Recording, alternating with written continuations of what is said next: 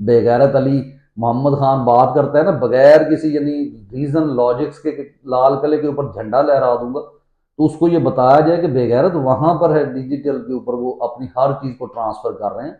आप लोग जो है जनाब, आप तो खुश होते हैं, वो जैसे ही इमरान खान ने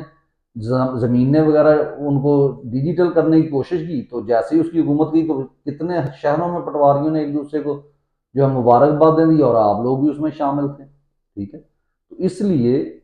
कहाँ मुल्क यानी डिजिटल इकोनॉमी या जो शिफ्ट करने का मतलब ये होता है जनाब कि आप तो अभी आप कोई चीज डिजिटल करेंगे, तो उसके साथ ही तो जनाब आपका आ जाएगा कि आप झूठ बोल रहे हैं, यहाँ पे भी आपका फ्रॉड है, यहाँ पे भी आपका फ्रॉड है, और आप तो डिजिटल दहशतगर्दी की टर्म भी आप लेकर आए हैं। तो इसलिए ऐसी बातें ना करें जनाब एडिटर साहब, वही काम करें जो आपको मिला हुआ लफाफा साफ ही बने। ठीक है जी। फिर उसके बाद है इस्लामाबाद